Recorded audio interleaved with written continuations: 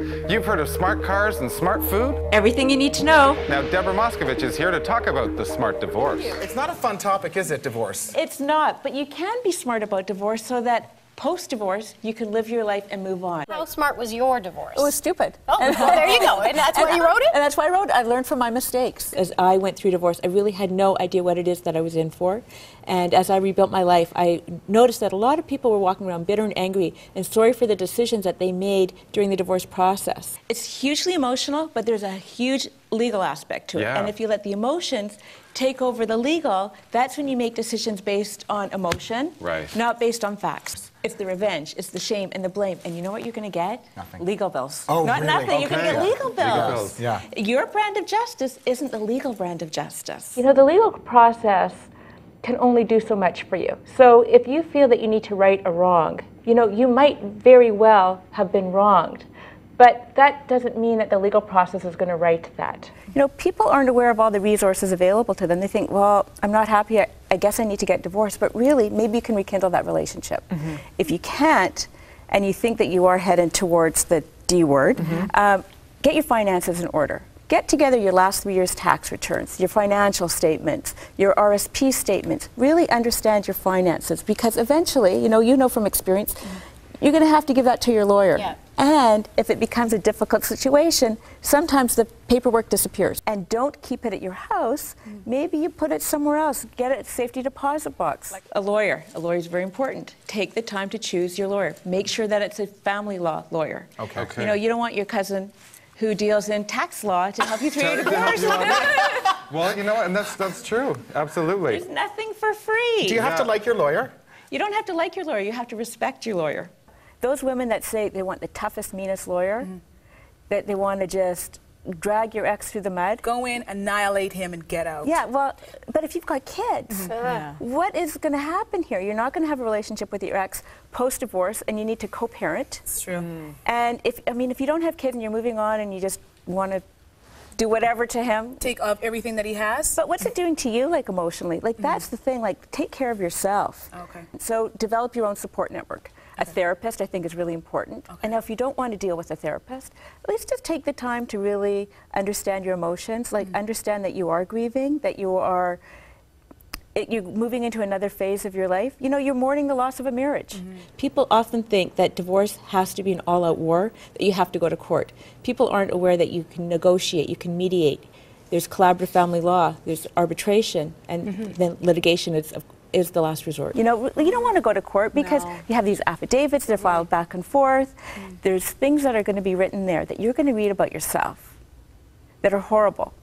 Because the lawyers are trying to make, when you're going to court, it's, you know, no holds barred. You throw enough stuff against the wall and something's going to stick, right? Because it's all about a win-loss. So can you imagine then, like, there's all this stuff that you have to defend. And you know, you can say something and all of a sudden it's taken out of context. People feel like they're the victims.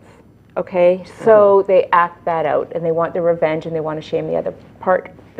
But if you really want to put your children's best interests first, not just toe the party line to say, I'm going to put my children's best interests first, but to really do it, you should sit down as a couple and tell your children, divorce is not their fault, that you love them very much and you want to leave them with a sense of security. Right. Okay? And now leaving them with a sense of security is being able to answer those questions, so you should be prepared. This is a huge fallout of divorce. There's alienation and then there's estrangement. If it's truly alienation where, you know, your ex-husband is talking about you very poorly to the children so that you have no relationship, that's toxic.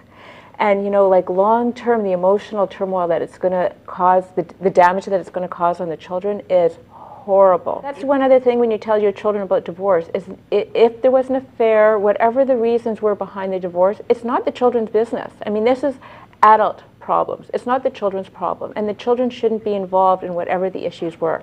Good point. I think that when a lot of people have affairs, it's indicative of a problem in the relationship.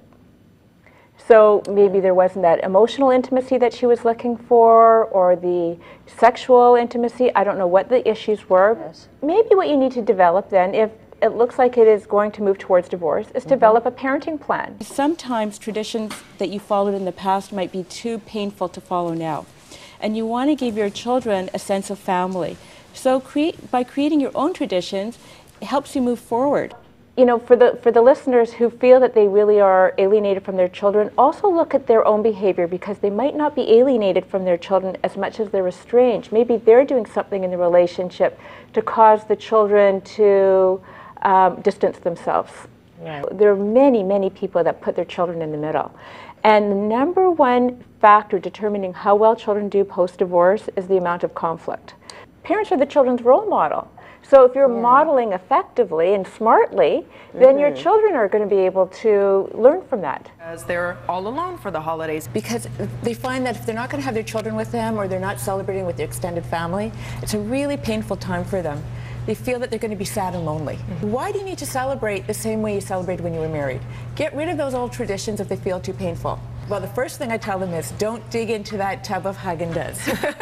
Right. Okay, what about life after divorce? Now, That's the best part. This was great. Well, and you know what? And that's, Once it's over, and you've taken him for everything he's got, and you get yourself that little pool boy, away you go. No, it's not the reality. Then you build your life. No, not the reality. You had some great points, and they were based on what you went through, and I think this is brilliant.